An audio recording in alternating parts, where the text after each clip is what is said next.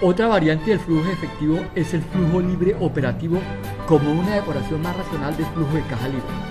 Dado que este representa el efectivo excedentario a disposición de los proveedores de capital, acreedores, banqueros y accionistas, ese flujo está entintado de la política empresarial de los propietarios. Por un lado, buena parte de los fondos se contratan a un costo fijo y explícito, préstamos y bonos. En tanto, otra porción muy importante oculta un coste financiero, cuentas por pagar y crédito de proveedores de insumos y servicios, lo que limita a dimensionar el verdadero coste de capital tomado de empresas. Este coste se revela como tasa de oportunidad, por ejemplo, al obtener descuento por compra de contado. Por el lado de los dividendos, estos no están atados a los resultados de la gestión. Se pueden decretar aún habiendo asumido pérdidas, o en casos irracionales, se pueden pagar sin que haya caja para ello. En razón al monto de dividendos recibidos por los dueños, estos pueden calcular su rentabilidad frente al patrimonio o al valor efectivamente pagado cuando ingresaron como socios accionistas. Y dado que ambos valores están incluidos por la mano invisible de la política financiera, el patrimonio puede estar sobrevaluado, el valor bursátil puede estar manipulado, los pasivos inflados, deudas ocultas, hay costos que permanecen disfrazados, lo que nos adentra en el controversial campo de las especulaciones y expectativas irracionales. De esta forma, el valor de una empresa como operador en marcha oscila en un rango amplio de percepciones y en últimas de precio. Lo que para uno puede valer 200, para otro 100, incluso para el otro no lo compraría ni por 50. Y estamos hablando de valores obtenidos mediante el método de flujo de caja libre. Para tratar de evadir esas subjetividades y expectativas coyunturales, buscamos alternativamente un método que retrate la auténtica capacidad de generar efectivo y riqueza en un periodo de tiempo. Tomando las cifras del estado de flujo efectivo para determinar el flujo libre operativo, separamos la generación operativa, le restamos el imporrenta, no sin antes restar el costo de las amortizaciones, y con esa generación se ha de pagar la inversión fija y la operativa, el mayor capital de trabajo demandado por la operación, y ahora sí, ese será el efectivo a disponer para los proveedores de capital. Si la empresa no tuviera deudas, todo ese flujo iría a remunerar a los accionistas. Ellos decidirían cuánto sustraerían y qué porción capitalizarían y su estimación, sea para emprender nuevos proyectos, para hacer inversiones estratégicas o para comprar parte de las acciones en poder de, por ejemplo, un socio incómodo. Estas decisiones obedecerían a una lógica sencilla de tasas de retorno y de oportunidad. Si, por ejemplo, la TIO estuviera por encima de la TIR, sacaría cuanto pudieran para aprovechar esa coyuntura exógena. Si por el contrario la TIR fuese superior a la TIO, ¿qué razón tendría sacar capital para llevar a rentar menos? ¿No sería incluso mejor traer nuevo capital a financiar proyectos dentro de la empresa con alto perfil rentable?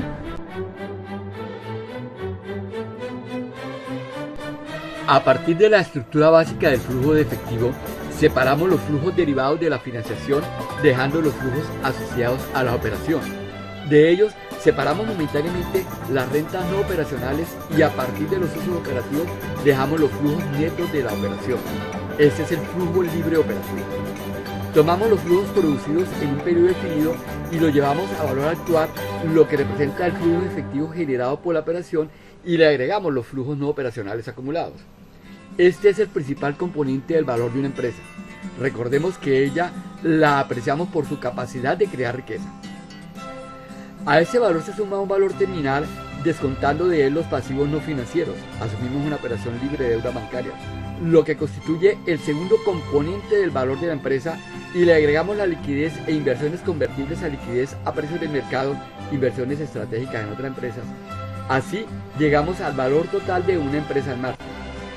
Este valor técnico lo comparamos con el patrimonio contable actual como para dimensionar su importancia.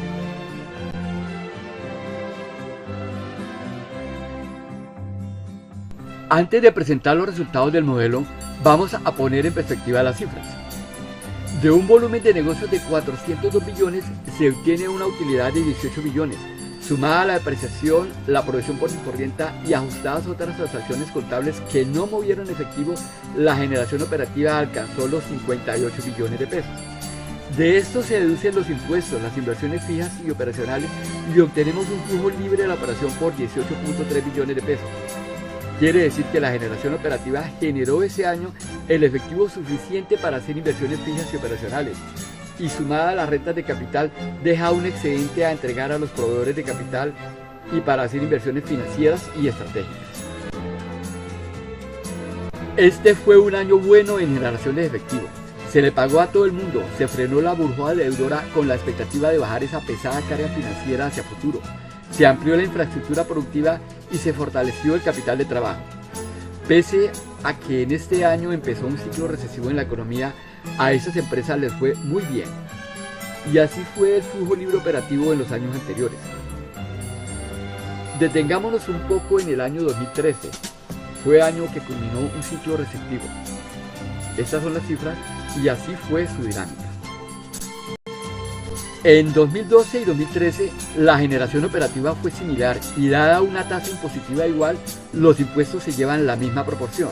Sin embargo, debido a que los intereses muy bajos por la moderada palanca y una tasa efectiva de interés menor, disminuye el ahorro fiscal, lo que se traduce en mayores impuestos efectivamente pagados.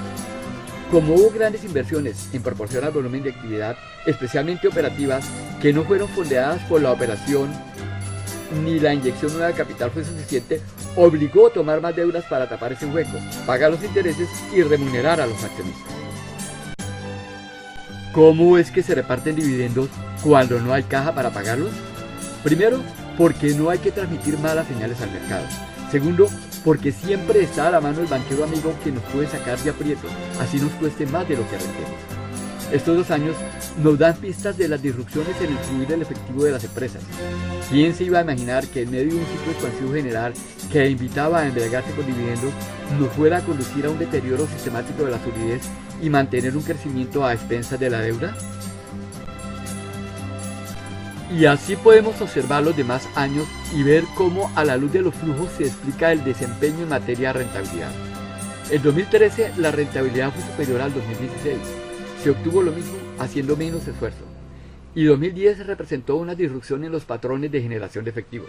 Del 2010 al 2016 la rentabilidad cayó del 7.1 al 5.9. Metimos 128 millones en deuda que hizo que esta pasara de pesar el 47% de las ventas al peligroso 62%. Si bien se aumentó el patrimonio, buena parte de este no representó inyección efectiva, fue más bien un arreglo facial, como lo veremos más adelante. Si descontamos la capitalización de valorizaciones que no aportan efectivo, el capital nuevo estuvo cercano a los 75 millones. Esto quiere decir que por cada peso de inyección de capital ingresó 1.7 en forma de deuda. Del estado de flujo efectivo extraemos los datos asociados a la generación y utilización interna de fondos. Aquí vemos cómo evoluciona la utilidad, a la que sumada las partidas que no representan flujos monetarios como la depreciación, amortizaciones y diferidos, nos permiten visualizar el monto de efectivo generado en este periodo. Durante ese periodo, la muestra 11K presentó una generación operativa de 313 millones, de los cuales se destinaron a impuestos 87, a inversión fija 136 e inversión operativa 86. Ello condujo a un flujo libre operativo de 2.2 billones. ¿Todo ese esfuerzo para tan poco? Es como para sentarse y llorar. Afortunadamente, ingresaron fondos por actividades secundarias al objeto social por 20.7 billones, lo que nos deja un aporte de los flujos tanto por operaciones centrales como por otros ingresos por 23 billones. Recuperamos la liquidez en caja y en inversiones temporales y liquidamos a valor de mercado las inversiones estratégicas en otras empresas, obteniendo 119 billones. Y finalmente, agregamos el valor residual o terminal, ponderando la media entre el valor de liquidación, costo de reposición, múltiplo de beneficios y flujo residual a 3 años para sumar otros 246 billones. Así, el valor de estas empresas en marcha plena alcanza los 388 billones de pesos. Descontado el valor de los pasivos no financieros por 179, reducimos a un valor neto de 209 billones de pesos. ¿Esto es mucho o poco? Tengamos como referente que el valor contable del patrimonio alcanza los 309 billones de pesos. Y si consideramos que estas empresas facturan 402 billones y reportaron una utilidad media anual por 14 billones de pesos, en tiempo, esto equivale a recuperar los fondos en 15 años. 68% significa que las empresas a los ojos de un inversor son baratas. 68% es un cociente dado matemáticamente por un numerador calculado bajo estrictos procedimientos matemáticos y conceptuales y un denominador que podría estar sujeto a manipulaciones contables. Recordemos que buena parte del patrimonio está representado por plusvalías que no ingresaron efectivo, lo que induce un sesgo, el denominador aumenta. Por otro lado, es probable que esas plusvalías no puedan ser recuperadas, ya que desde la perspectiva del inversor comprador podría optar por reponerlas o sustituirlos una vez agotadas por estructuras más modernas. Veamos cómo se ha venido formando el patrimonio contable en lo corrido de la década.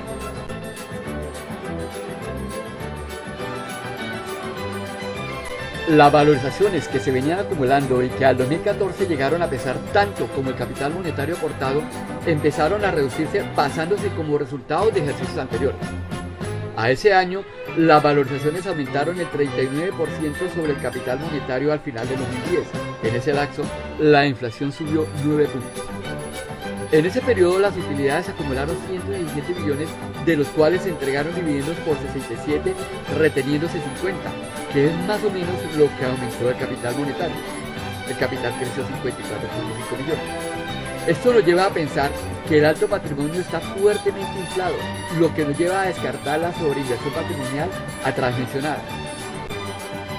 Así que este valor técnico de empresa en marcha por 209 millones lo podemos descomponer en los tres elementos fundamentales: los flujos generados tanto operacionales como secundarios, la liquidez que deriva de convertir a efectivo las inversiones financieras estratégicas y el mismo disponible, y el valor residual al que se le descuentan todas las deudas.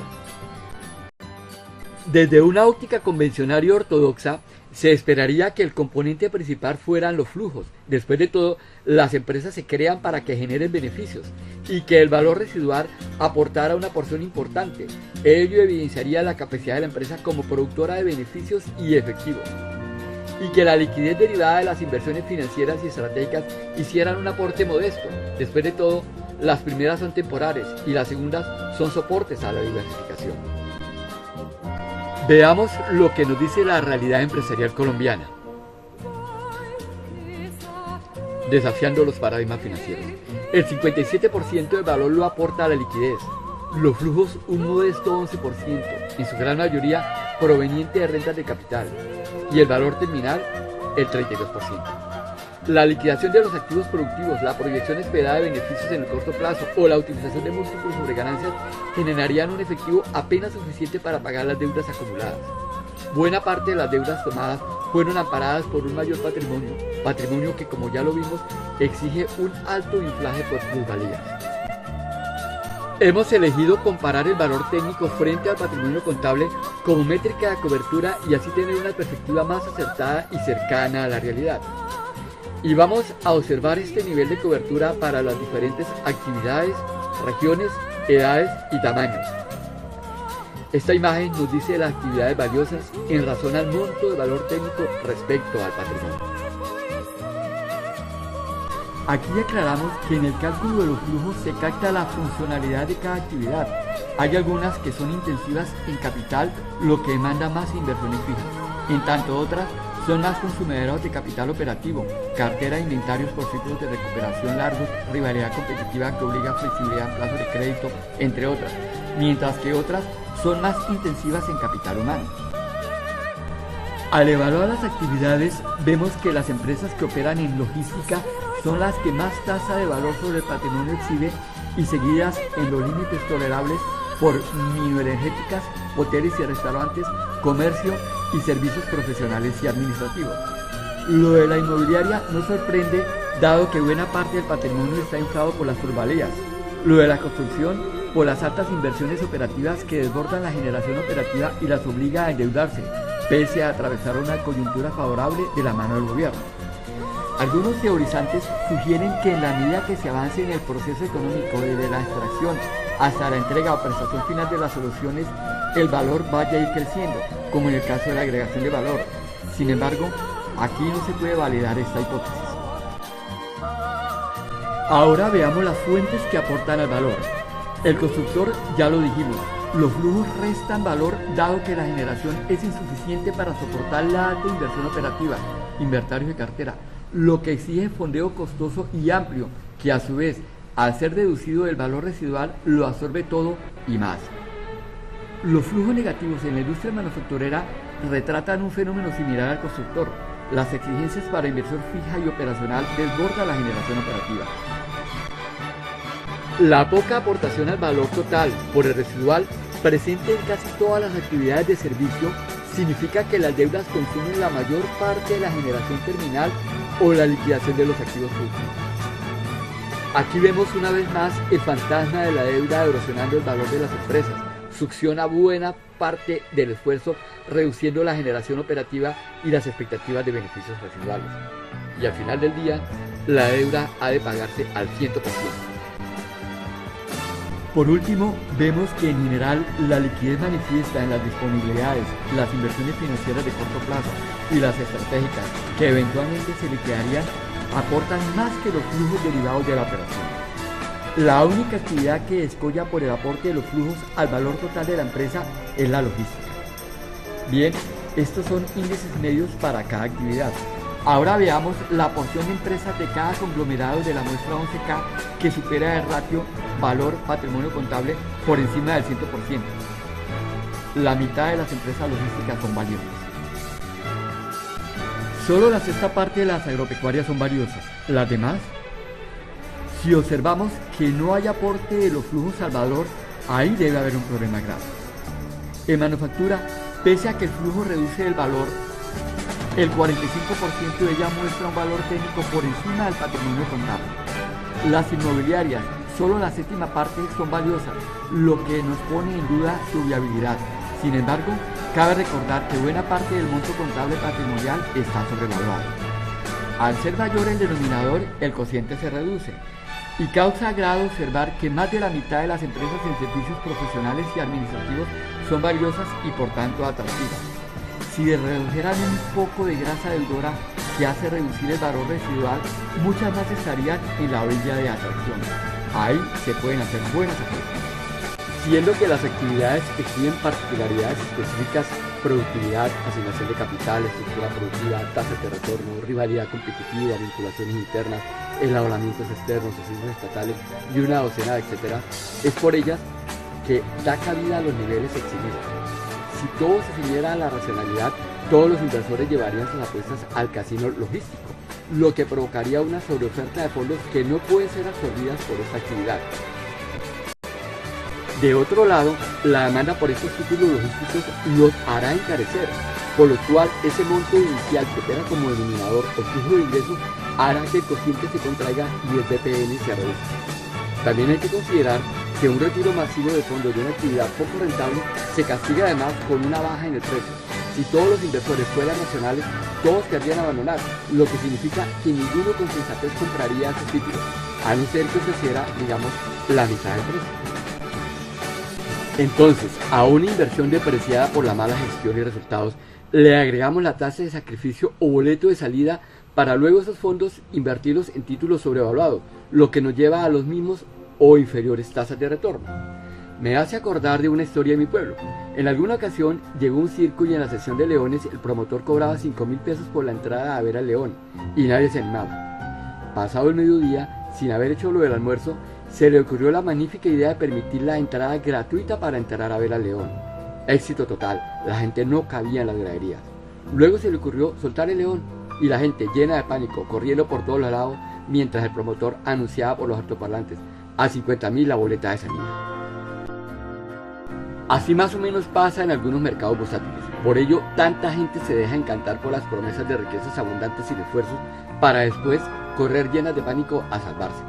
El tiempo se encarga de corregir esos excesos y déficits y retornar a un equilibrio no precisamente racional.